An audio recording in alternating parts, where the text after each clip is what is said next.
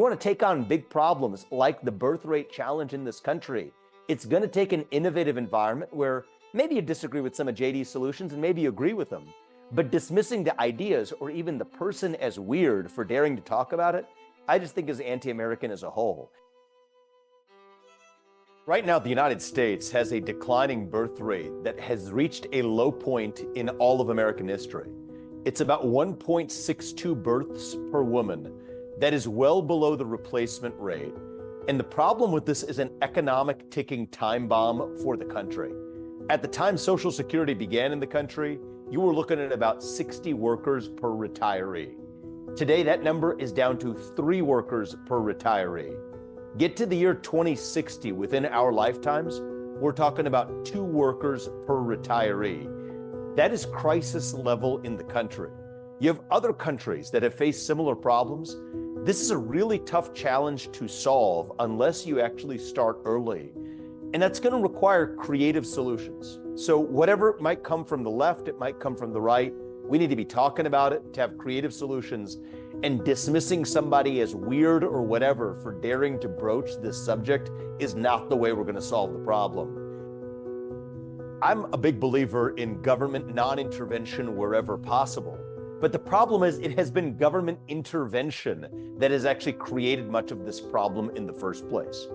The birth rate crisis, I think, is a symptom of a deeper economic crisis created by the government. You actually look at the answers that many women give for why they're having fewer children. Almost all of them wished they had had more children. But economic insecurity is a big part of the reason why many families aren't actually having more children today. Housing is unaffordable in this country. Energy costs are high. Electricity costs are high. So the economic policies that focus on economic growth for the United States, that's actually part of what's going to allow families to be more comfortable bringing children into the world.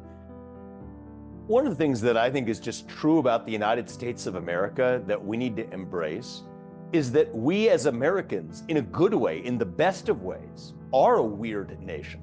If you think about for the most of the course of human history, the beliefs of the United States were strange beliefs. The idea that you get to speak your mind openly as long as I get to in return, that is a weird idea. The idea that we, the people, get to actually elect leaders that we hold accountable. For most of human history, that was a weird idea.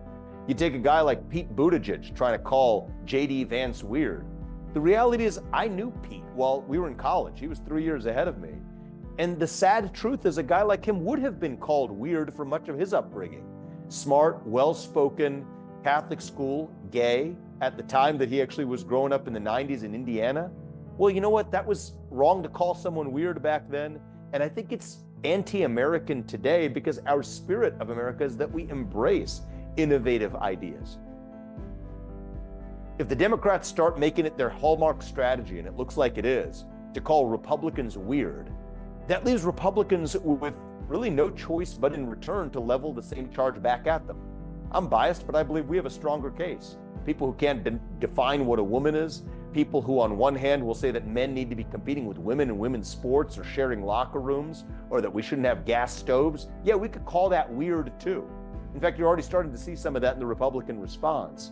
But I don't want to see this election decided on one side saying the other side is weird or not, because it means on the other side of the election, whichever side loses will no longer see itself as part of the same country and culture at the end of it. And that denies the possibility of national unity. So for those 2 reasons, first, it denies American exceptionalism. Second, it denies the possibility of national unity. I think this Democratic strategy of labeling the opposition as weird is really just the TikTok era's version of calling them a basket of deplorables. And I think it's disgusting. And I don't want to see any of that in our politics going forward. And you know what? What made America great the first time is we embrace the principles that say we are different. But that's what made us awesome. It's what made us great. And it's what's going to make us greater than we've ever been before. That's the way I look at it.